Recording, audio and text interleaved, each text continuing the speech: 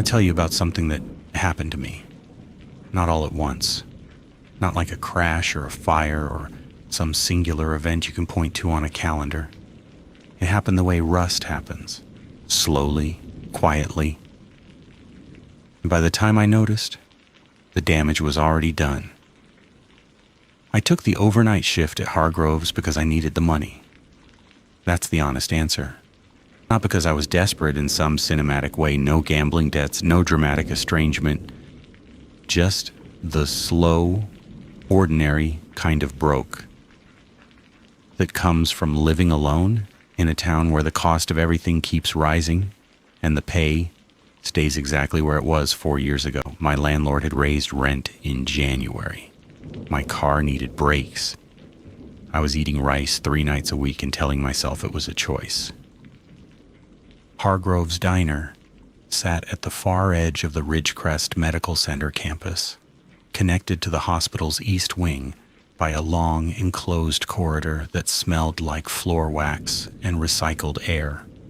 During the day, it was a normal enough place.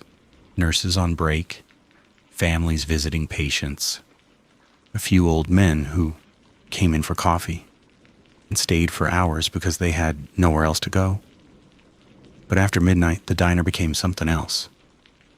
It became mine. I worked 11 to 7, 5 nights a week. The pay was $9.50 an hour, plus whatever loose change people left on the counter, which was almost never anything. My manager was a woman named Della, who I saw for about 20 minutes during shift change and who communicated primarily through sticky notes left on the register and things like syrup is low check storage or don't leave the fryer on if no one's here. She never signed them. She didn't need to. No one else cared enough to leave instructions. The diner had 14 booths, a long counter with 11 stools, and a kitchen that was too big for the amount of food we actually served. Most nights, I had between 0 and 4 customers. Truckers passing through. Hospital security guards on their breaks. Occasionally a doctor who looked like they hadn't slept in 30 hours, sitting at the counter with a plate of eggs they barely touched, staring at the wall behind me with the kind of focus that made me think they were looking at something I couldn't see. I learned the rhythms quickly. The coffee machine cycled every 40 minutes.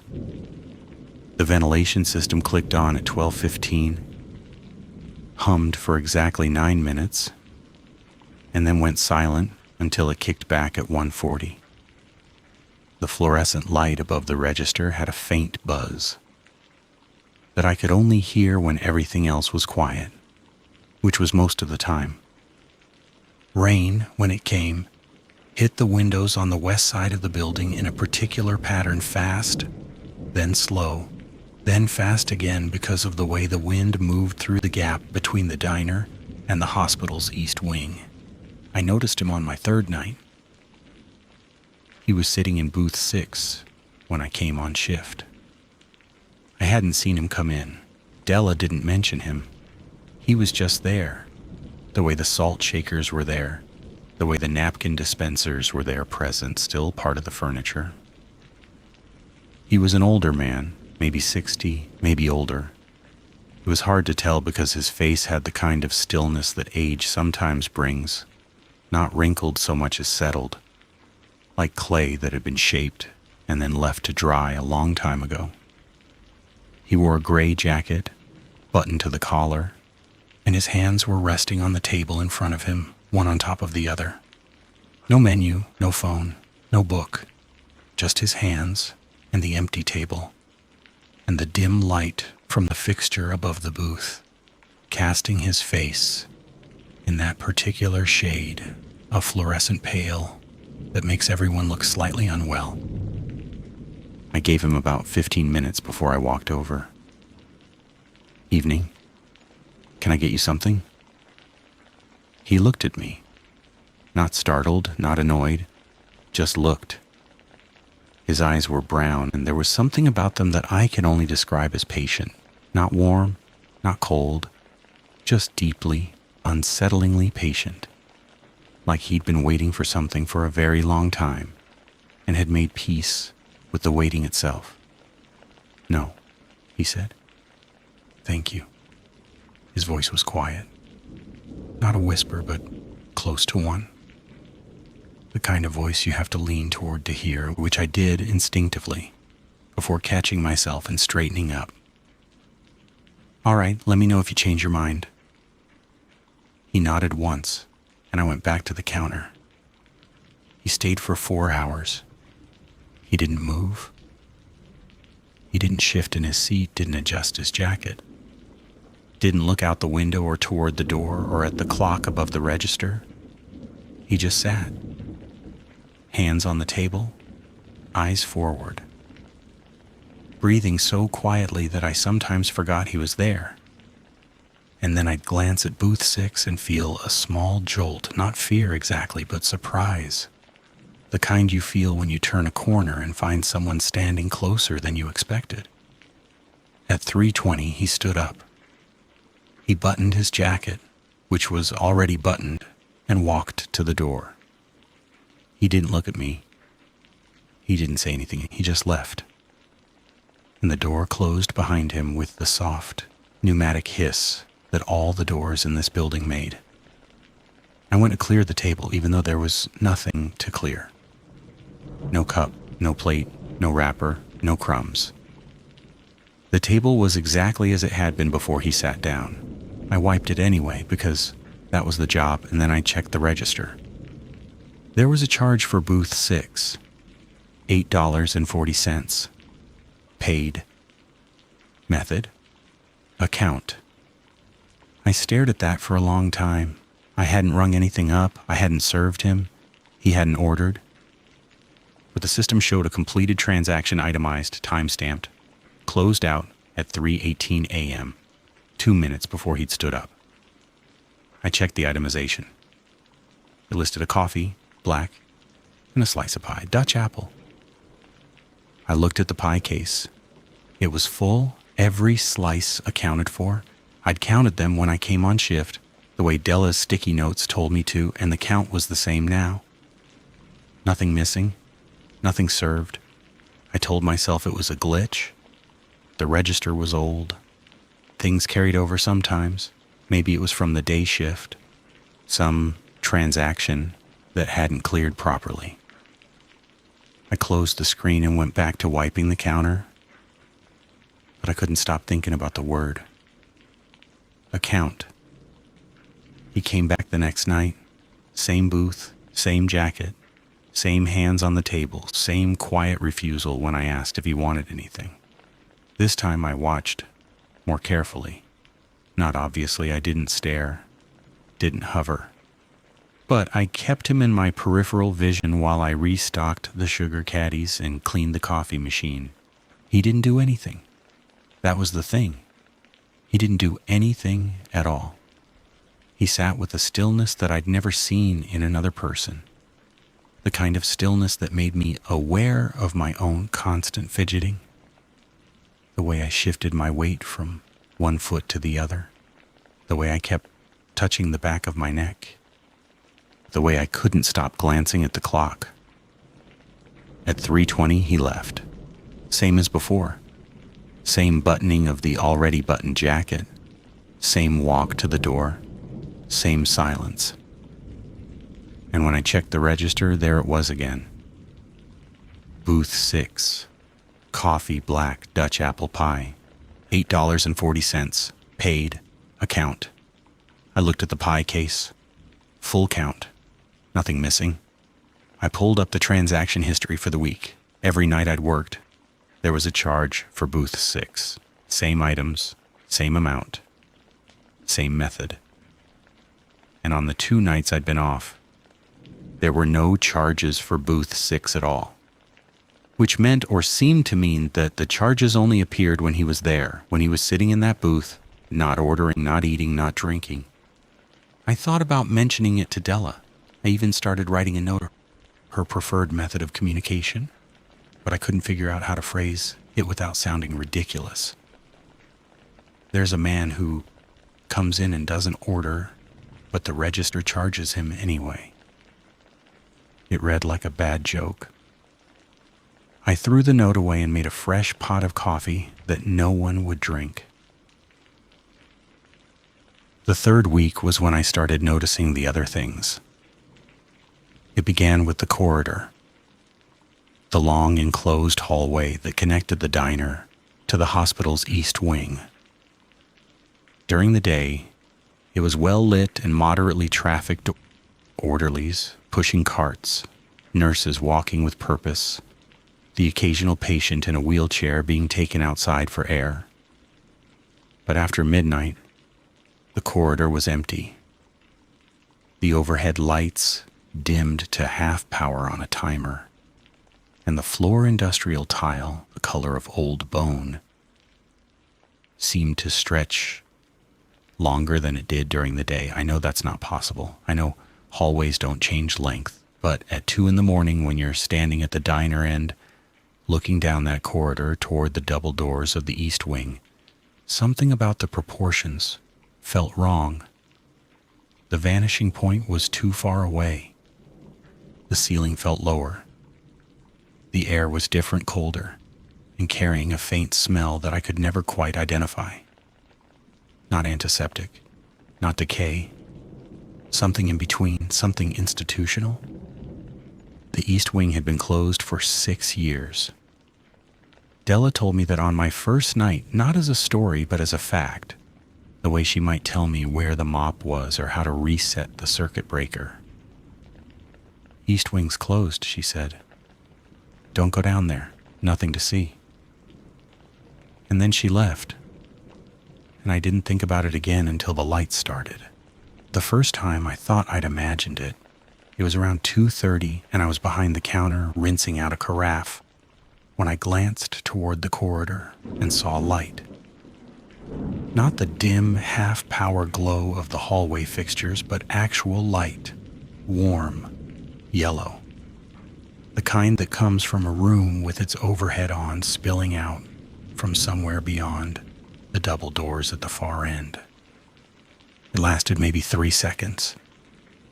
Then it was gone, and the corridor was dim and empty again, and I was standing there with water running over my hands, trying to decide if I'd actually seen anything. The second time was the next night, same time or close to it, same quality of light, same brief duration. But this time, just before it disappeared, I heard something, faint, distorted by distance and the acoustics of the corridor. A voice. Not words I could make out, just the rhythm of speech. Someone talking in a measured professional cadence, the way a doctor might talk to a patient, or the way an intercom announcement might sound if the speaker was very far away and the system was very old. I mentioned it to Ray, the night security guard who came in for coffee around 1:30 most nights. Ray was in his 50s, quiet, built like a man who'd been strong once and was now just large. He sat at the counter and drank his coffee black and talked about his daughter's soccer games and the weather and nothing that mattered, which was exactly the kind of conversation I needed at 1:30 in the morning. Hey Ray, I said, you ever see lights on in the east wing? He was lifting his cup when I asked, and he stopped. Not a dramatic pause, not a freeze, just a slight delay. The cup hovering an inch from his lips for a moment longer than it should have. Then he drank, set the cup down, and said, East Wing's been closed a long time. I know, but I thought I saw probably reflections, he said. Windows catch the parking lot lights sometimes. Plays tricks. There were no windows in the corridor. I knew that. Ray knew that. But I didn't say anything because there was something in his voice. Not fear, not exactly, but a kind of firmness, a closing of a door that told me the conversation was over. He finished his coffee, left $2 on the counter, and said goodnight. He didn't come back for 3 days after that. The man in booth 6 was there every night. I'd stopped asking if he wanted anything. It felt redundant, almost rude, like asking someone in a church if they were there for the service. He was there for his own reasons, and those reasons didn't include food. And I was starting to understand, or at least accept, that the register would do what it did, regardless of what I served or didn't serve. But I started paying attention to the timing. He arrived between 11:15 and 11:30. He sat in the same seat, the left side of the booth, facing the corridor. He placed his hands on the table in the same way every time, left over right, and he looked straight ahead toward the hallway that led to the east wing. He never looked at me. He never looked at the door. He never looked at the clock. He looked at the corridor, and he left at 3:20. Every night. Not 3:19, not 3:21, 3:20.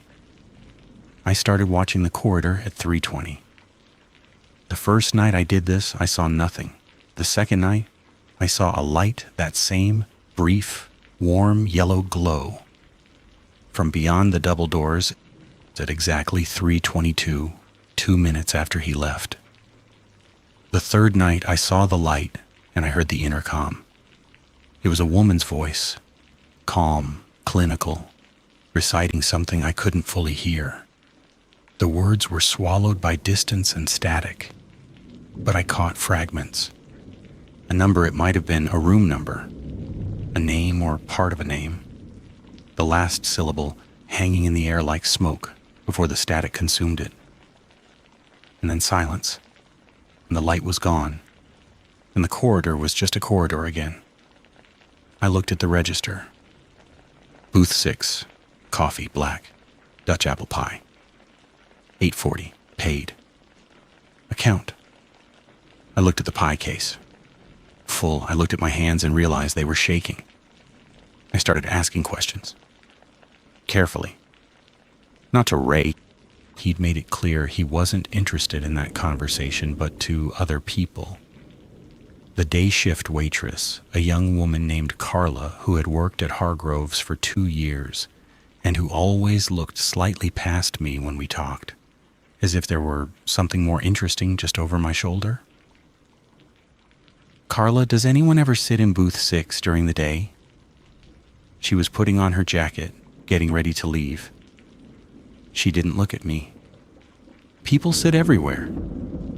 I mean, a specific person, older man, gray jacket, comes in and does an order. She zipped her jacket. Her hands were steady, but she zipped it too fast, a small thing, barely noticeable, but I noticed it. I don't really pay attention to who sits where, she said. And then she left. And I was alone with the fluorescent buzz and the empty booths and the corridor stretching out toward the east wing like a throat. I tried the janitor next. His name was George, and he cleaned the diner between 6 and 7 in the morning, overlapping with the last hour of my shift. George was in his 60s, slow-moving, meticulous. He mopped in precise, overlapping arcs, and he hummed the same melody every morning, something tuneless and repetitive that I'd come to associate with the approaching end of my shift, the way you associate a bell with a conditioned response. George, what happened in the East Wing? He was wringing out his mop. He didn't stop, didn't look up, but his humming ceased. The silence that replaced it was louder than the humming had been. Before my time, he said, but you've heard things. I clean floors, he said, that's what I do. He resumed mopping, and after a moment, the humming came back. But it was different now, quieter, faster, as if he were trying to fill the silence before it could settle. I asked a nurse named Patricia, who sometimes came in for soup during the early hours. She was middle-aged, efficient, the kind of person who answered questions before you finished asking them. Except when I asked about the East Wing. It's closed, she said. I know, but it's been closed for years. There's nothing there. She was stirring her soup, and she kept stirring it around and around, long after it needed stirring. She didn't eat it. She paid and left, and her soup sat on the counter getting cold. And I poured it out and washed the bowl and tried not to think about the way her hand had trembled just slightly when she'd picked up her spoon. The thing about working overnight is that your sense of time changes, not in a dramatic way. You don't lose hours or enter some altered state. It's subtler than that. The minutes become thick. Each one has weight. You become aware of the gaps between sounds, the silence between the coffee machine cycles, the pause between the ventilation system's clicks, the empty space between one fluorescent buzz and the next. You start listening to the building itself, its mechanical breathing, its small noises of settling and shifting, and you start to feel that the building is more alive than you are. It was during one of these silences on a Wednesday in late October that I heard the wheelchair. Not saw. Heard. A faint squeak, rhythmic, repetitive, the sound of a wheel that needed oiling, turning slowly down a hard floor. It came from the corridor. It lasted about 10 seconds, and then it stopped, and the silence rushed back in to fill the space it had left. I walked to the end of the diner, to the point where the dining room met the corridor. The hallway stretched out ahead of me, dim, empty, perfectly still, nothing moving, no wheelchair, no person, just the corridor and the half-lit fixtures and the faint smell that I'd stopped trying to identify. But something was different. It took me a moment to see it. Near the double doors at the far end, against the left wall, there was a wheelchair. Old, institutional, the kind with the large rubber wheels and the vinyl seat that cracks and peels with age. I was almost certain it hadn't been there before. I'd looked down this corridor every night for 3 weeks, and I'd never seen a wheelchair. I didn't go closer. I went back to the counter, and I poured myself a cup of coffee, and I drank it, standing up, facing the register, not looking at the corridor. My hands were steady, my breathing was normal. I was fine. I was completely fine. The next night, the wheelchair was 6 feet closer to the diner. I started keeping notes, not because I thought anyone would read them. I didn't plan to show them to anyone, but because I needed to see the pattern written down. I needed proof, even if only for myself, that what I was noticing was real and not some product of exhaustion and $4 coffee and too many hours spent alone in a fluorescent-lit room. November 3rd, man in booth 6 arrived 11:22, left 3:20. Register charged coffee and pie at 3:18. Light in East Wing corridor at 3:23. Duration, approximately 4 seconds. November 4th, man arrived 11:18, left 3:20. Register charged at 3:18. No light observed. Wheelchair has moved again now approximately 15 feet from corridor entrance to diner. November 5th. Man arrived 11:25. Left 3:20. Register charged at 3:18. Intercom at 3:21. Female voice. Caught the word stable. Wheelchair in same position as last night, but turned slightly facing the diner now instead of the wall. November 6th. Off night. Came in at midnight to check. No man in booth 6. No charge on register. Wheelchair gone. November 7th, off night. Came back at 2 a.m. Wheelchair back, closer. Maybe 10 feet from diner entrance. Heard footsteps in corridor, slow, measured, deliberate. No one visible. That last entry is the one I keep coming back to. Not because of the footsteps by then. I'd heard enough unexplained sounds. That footsteps alone weren't enough to rattle me. It's the word deliberate. I wrote it without thinking, but it was the right word. The footsteps didn't sound like someone walking. They sounded like someone demonstrating walking. Each step placed with precision, with awareness, as if the act of walking were being performed for an audience that I couldn't see. I found the records on a Thursday. The storage room behind the diner's kitchen held supplies, canned goods, paper products, cleaning chemicals, and on a high shelf in the back corner, a row of banker's boxes marked with years.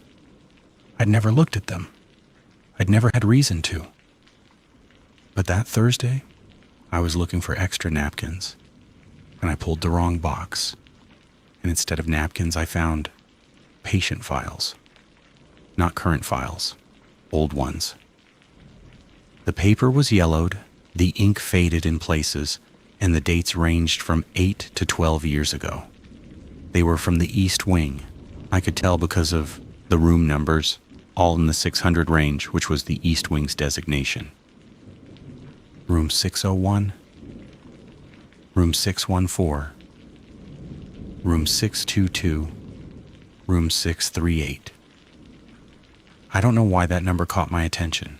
Maybe because it was the last file in the box, or because the folder was thicker than the others, or because someone had written something on the tab in handwriting that wasn't medical, not the precise, abbreviated scrawl of a doctor, but something looser, more personal, a single word, ongoing. I opened the file. The patient's name was Harold Erikson, male, 67 at time of admission. The admission date was 14 years ago. The discharge date was blank. No, not blank.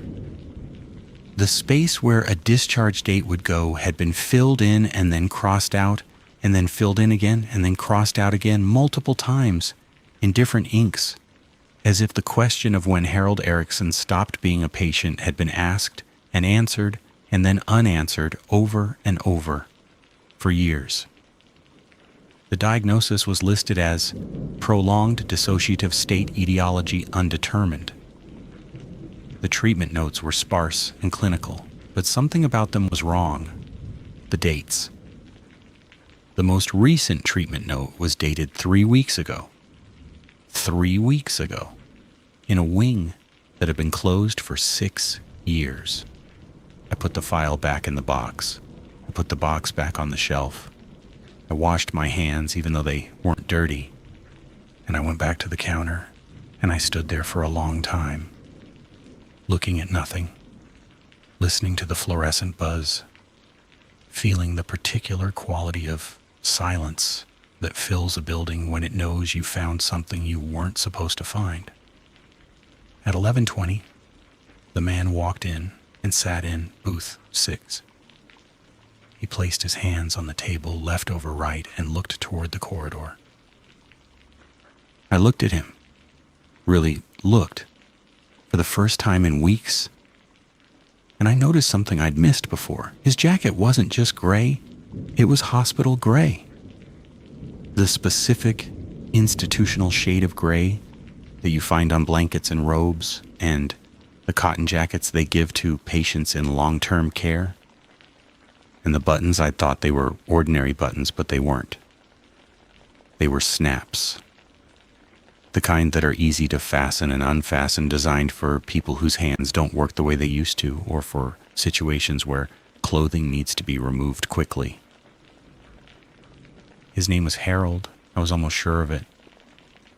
After that, I stopped being able to not see things. The changes were small, and they happened on the edges, not in front of me, but just outside my direct line of sight, in the places where attention slides and the brain fills in what it expects, rather than what's actually there. The wheelchair moved every night. Never while I was watching. Never while anyone was watching.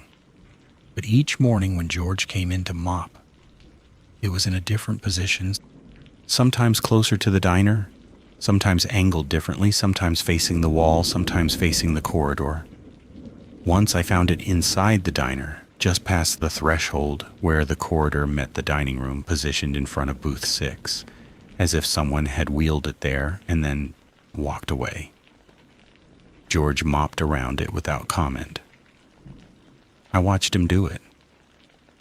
He moved his mop in the same precise arcs, humming the same tuneless melody, and when he reached the wheelchair, he simply mopped around it, the way you'd mop around a table or a counter, an obstacle, nothing more. I waited for him to say something. He didn't. He finished mopping and left, and the wheelchair sat there in the morning light, and I stared at it until Della came in for the day shift and said, "Move that, will you?" As if it were a broom or a mop bucket, something mundane that had been left in the wrong place. I moved it. I wheeled it back to the corridor, and as I pushed it, I felt the vinyl seat. And it was warm. Not room temperature. Warm. The kind of warm that comes from a body sitting in a chair for a long time. The intercom announcements became more frequent. Always after 3:20. Always the same calm female voice reciting information I could almost but not quite understand. Room numbers, names, statuses, stable, resting, unchanged. Once I heard the word responsive, and something about the way the voice said it with a note of surprise, almost of alarm, made me put down the rag I was holding and stand very still in the middle of the empty diner, listening, until the static swallowed the voice and the corridor went silent again. The patient charts appeared on a Tuesday. I found them on the counter when I came on shift. A small stack of manila folders, the kind used in the hospital, sitting next to the register as if someone had set them down and walked away. They were labeled with room numbers from the 600 range. Inside each one was a single page of handwritten notes, dated that day, documenting vital signs, medication schedules, and observations. Room 614, patient resting comfortably. No change in presentation. Continue current protocol. Room 622, slight elevation in temperature. Monitor. Patient uncommunicative but responsive to tactile stimuli. Room 638, patient ambulatory. Left ward at 23:15. Returned at 03:20. Behavior consistent with established pattern. I read that last entry 3 times. Left ward at 23:15. Returned at 03:20. The man in booth 6 arrived at the diner between 11:15 and 11:30 every night. He left at 3:20. The charts were gone by morning. I know because I put them in the kitchen on the shelf next to the coffee filters, intending to look at them again. But when I checked at 6:15, the shelf was empty. Just the coffee filters and a sticky note from Della. Order more, half and half. I want to be clear about something. I wasn't afraid, not in the way you might think. I wasn't lying awake during the day imagining ghosts or monsters or whatever it is people are supposed to be afraid of in situations like this. What I felt was something different, quieter, more corrosive. It was the feeling of understanding that the world had rules I didn't know about, and that those rules had been in effect for a long time, and that everyone around me had been following them without telling me. That's what got to me. Not the lights or the intercom or the wheelchair or the man in the booth. It was the silence about it. The way Carla zipped her jacket too fast. The way George hummed louder when I asked questions. The way Ray stopped coming in for coffee. The way Patricia stirred her soup in circles, around and around, as if the motion itself were a kind of answer. They all knew. They all knew, and they decided collectively, silently, without any meeting or memo or agreement, that they would not talk about it. that they would come to work and do their jobs and pretend that the East Wing was empty and the man in booth 6 was just another customer. And the register's phantom charges were just a glitch. And the wheelchair was just a wheelchair, and the intercom was just old wiring, and everything was fine. Everything was completely, unquestionably, institutionally fine. I started to wonder how long this had been happening. Not weeks, not months. The file said ongoing. The dates in the treatment notes went back years. The register's transaction history, when I finally figured out how to pull the full archive, showed charges for booth 6 going back as far as the system's memory allowed. Every night, same items, same amount, same method, year after year after year. Coffee black, Dutch apple pie, $8.40, paid, account. And always the pie case was full. I went into the corridor on a Saturday night. I don't know what I expected to find. I don't know what I was hoping for. I think I just needed to see, to confirm, to make the thing that lived in my peripheral vision stand in front of me so I could look at it directly and decide whether it was real. The man was in booth 6. 3:20 hadn't come yet. It was barely past 2. I left the counter, left the diner unattended, which I'd never done, and walked to the corridor entrance and kept walking. The hallway was longer than it looked. I know I said that before, and I know it's not possible, but I'm telling you what it felt like. And what it felt like was that each step I took added a step to the distance remaining, as if the corridor were stretching to accommodate my movement, to keep the double doors at the far end always the same distance away. The fluorescents were on half power. The floor was cleaner than it should have been if the wing had been closed for 6 years. No dust, no debris, just the bone-colored tile, polished to a dull sheen, reflecting the overhead lights in long, wavering streaks. The smell was stronger here. Not antiseptic, not decay. Something medicinal and human at the same time, like the scent of a room where someone has been sleeping for a very long time. The accumulated residue of breath and skin and stillness. The smell of a body that is present but not quite alive in the way you'd normally use that word. I reached the double doors. They were heavy, the kind with the small square windows, reinforced with wire mesh. Through the glass, I could see another hallway, shorter, darker, with doors on both sides, each one closed. Room numbers in the 600s, printed on small plastic plaques beside each door. The doors were not locked. I pushed through. The hallway beyond was warm, not the stale, recycled warmth of the corridor, but a different kind of warm, inhabited, maintained. The temperature you'd keep for someone who was resting. The lights were on, full power. The fixtures above were newer than the ones in the corridor, as if they'd been replaced recently. Each door had a small window, and each window had a curtain, institutional white, drawn closed. I walked to the first door, room 601. I listened. Nothing. I moved on. Room 614. I pressed my ear to the door. Inside, I heard breathing, slow, deep, regular. The breathing of someone asleep, and beneath it a sound so faint I almost missed it, the steady rhythmic beep of a heart monitor. Room 622, same breathing, same beep, different rhythm, slightly faster, and beneath it, another sound, a thin, papery rustling, like sheets being moved by a body that shifts in sleep without waking. I kept walking. The hallway was clean. The floors were mopped. The air moved gently through overhead vents, circulating and maintaining. Everything was maintained. Everything was operational. The wing was open. It had always been open. Room 638. The door was slightly ajar. I looked through the gap. The room was small.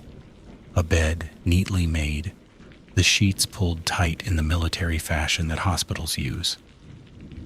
A bedside table with a plastic cup and a folded newspaper.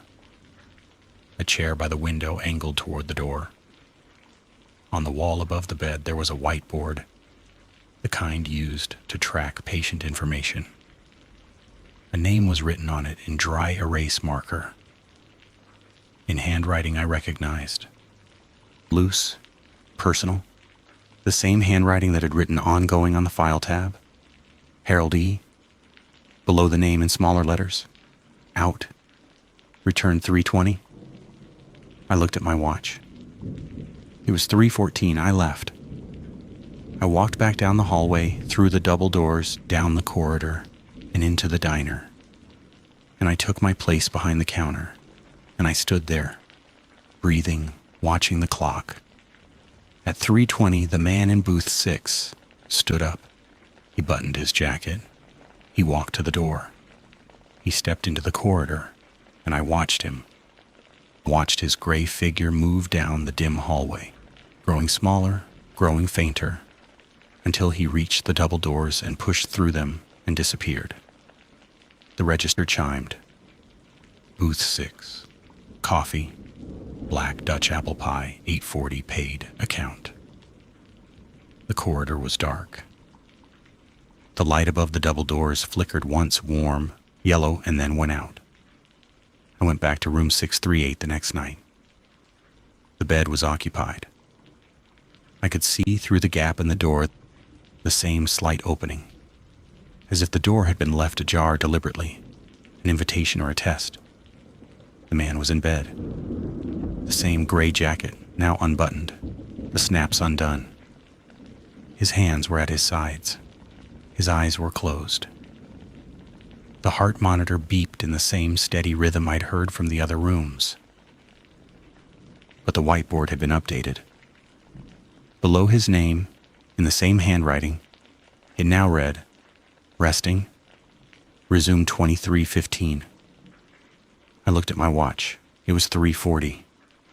He'd returned 20 minutes ago. He was in bed. He was, by every medical metric displayed on the monitor beside him, a patient, resting, stable, being cared for, in a wing that didn't exist. I walked back down the hallway.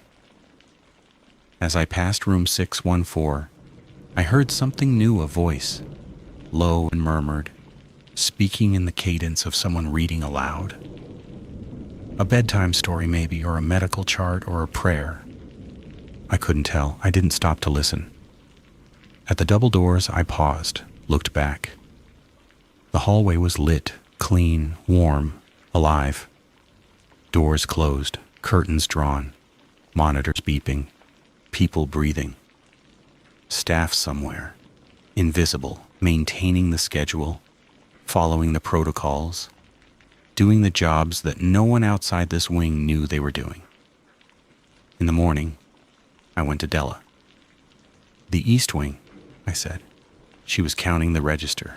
She didn't look up. What about it? It's not closed. She kept counting. Her fingers moved over the bills with practiced speed, flicking each one from the stack to the counter. 950, 10, 1050, Della. She stopped. She looked at me. Her face was neutral, composed, and completely impenetrable. The East Wing is closed, she said. It's been closed for 6 years. There's nothing there. I was in there last night. There are patients. The rooms are occupied. There's a man in room 638 who comes to the diner every night and sits in booth 6 and doesn't order anything, and the register charges him for coffee and pie, and his chart says he leaves the ward at 11:15 and returns at 3:20. And I have seen him, Della. I have been serving him, or not serving him. I've been watching him sit there for weeks. She looked at me for a long time. Her expression didn't change. The register sat between us half-counted, and the fluorescent light buzzed overhead. And outside the morning was coming on gray and cold, and the parking lot was filling with day shift cars, and the world was waking up to its routines, and I was standing in a diner asking my manager about a wing full of patients who didn't exist. "Your shift ends at 7, she said. "Make sure the coffee's fresh for Carla." She went back to counting. After that, I noticed the others, not all at once. Gradually, the way I'd noticed everything else, in glimpses, in peripheries, in the small gaps between what was said and what was meant. There was a woman who appeared in booth 2 around midnight, 3 or 4 nights a week. She wore a hospital gown under a cardigan, and she sat with her hands in her lap, looking at the table, and she hummed, not George's tuneless melody, something else, something with structure, with verses, the ghost of a song that I almost recognized but could never quite place. She stayed until 2:45, and then she left, walking slowly toward the corridor. And the register charged booth 2 for a bowl of soup and a glass of water. $4.10. Paid. Account. There was a young man, maybe 30, maybe younger, who stood in the corridor around 1 in the morning, not walking, just standing, about halfway between the diner and the double doors.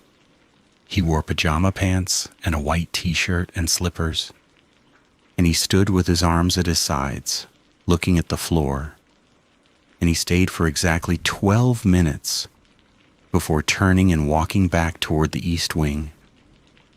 He never entered the diner. The register never charged him, but I could hear his slippers on the tile, a soft, shuffling sound, patient and repetitive, like the ticking of a clock that had been wound too loosely. There was an older woman, much older, 80 at least, who appeared in a wheelchair near the diner entrance on Tuesday and Thursday nights. She sat in the wheelchair with a blanket over her legs, and she looked out the window at the parking lot, and her lips moved, forming words I couldn't hear. She stayed until the wheelchair moved not on its own, exactly, but in the way things move when you look away and look back. She'd be there, and then I'd glance at the register, and when I looked back, the wheelchair would be slightly further down the corridor and she could be in it, facing the east wing, as if the building itself were slowly, gently drawing her back. I stopped asking questions. There was no one to ask. The staff, all of them, everyone who worked in or around the diner and the East Wing corridor, had built a silence so complete and so practiced that it wasn't even silence anymore. It was just the way things were. The way the ventilation cycled and the lights dimmed and the coffee machine hummed and the register processed transactions for food that was never served to people who had been discharged from a wing that had been closed and was not closed and had never been closed. My last week at Hargrove's, I found another sticky note from Della. It was on the register when I came in, and it said, "New hire starting Monday. Show her the routine." The routine. I stood there looking at that word for a long time, and I thought about what the routine actually was. It was making coffee no one drank. It was wiping tables no one dirtied. It was checking a pie case that was always full for slices that were always paid for and never served.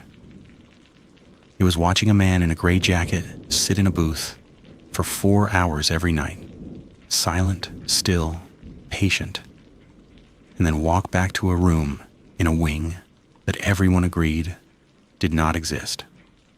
On my last night, I sat down across from him. I'd never done that before. I'd never crossed the invisible boundary between server and customer, between the counter and the booth, between the person who watches and the person who is watched. He looked at me, the same brown eyes, the same patience. Harold, I said. He didn't react to the name. He didn't nod or flinch or smile.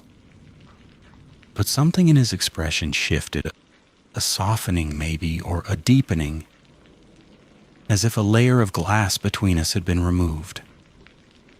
I know about room 638, I said. I know about the East Wing. I know you leave at 11:15 and come back at 3:20, and I know your chart says ongoing, and I know the register charges you for coffee and pie that you never eat. He looked at me. The fluorescent light buzzed. The ventilation system clicked on 12:15, right on time, and hummed its 9-minute hum. Why do you come here? I asked. He was quiet for a long time. Long enough that I thought he wasn't going to answer. That his silence was the same silence everyone else had given me, institutional, protective, absolute.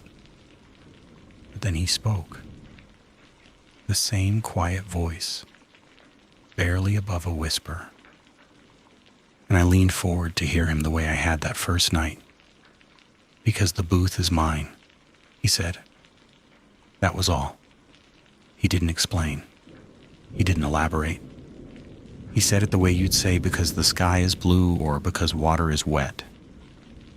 Not as an argument, but as a fact, a condition of existence so fundamental that explaining it would be like explaining gravity. Because the booth is mine. I sat with him until 3:20. Neither of us spoke. The diner was quiet. The coffee machine cycled. The rain hit the west windows in its pattern. Fast, then slow, then fast.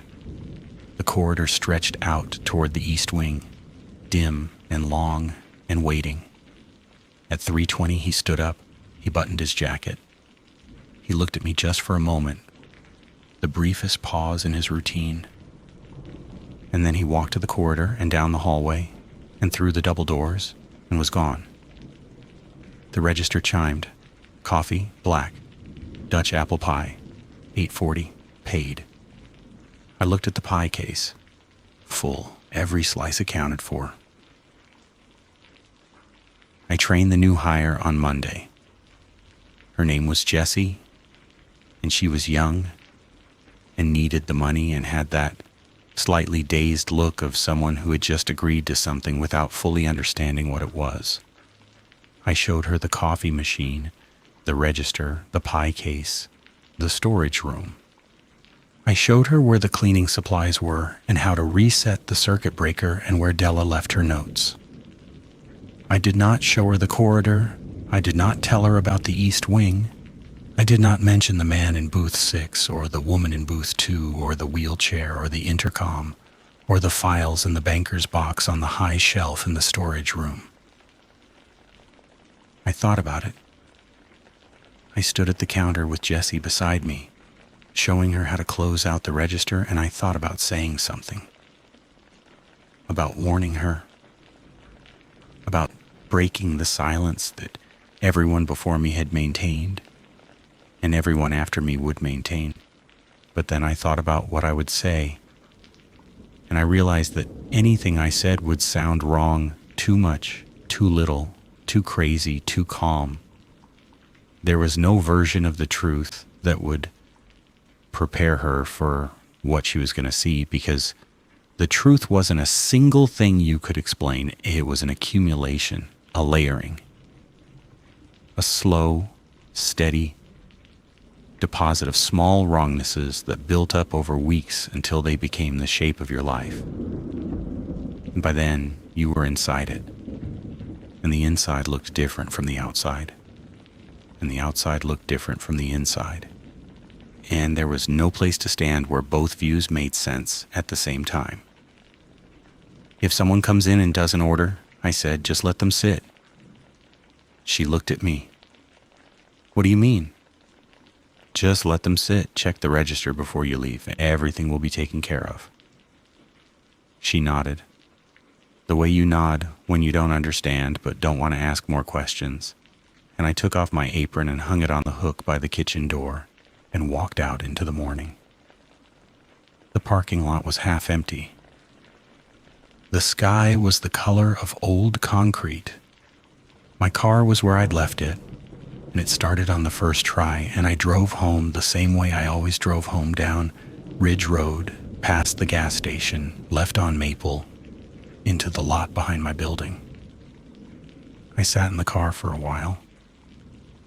The engine was off, but I could still hear the fluorescent buzz, or thought I could. The phantom frequency lodged somewhere in my inner ear from months of standing under those lights.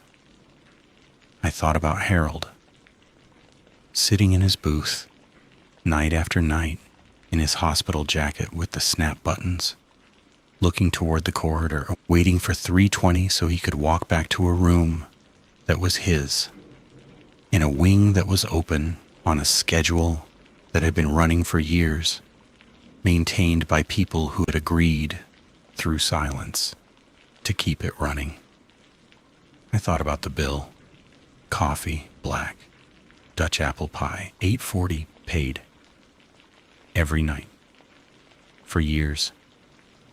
An account that someone had opened and that no one had closed, because closing it would mean acknowledging that it existed, and acknowledging that it existed would mean acknowledging everything else: the ward, the patients, the charts, the protocols, the intercom, the wheelchair, the warm sheets, the beeping monitors, the ongoing. I went inside.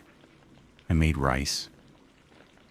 I sat at my kitchen table and ate it, and outside the window the day continued the way days do, ordinary and bright and completely indifferent to the things that happen in the hours it leaves behind.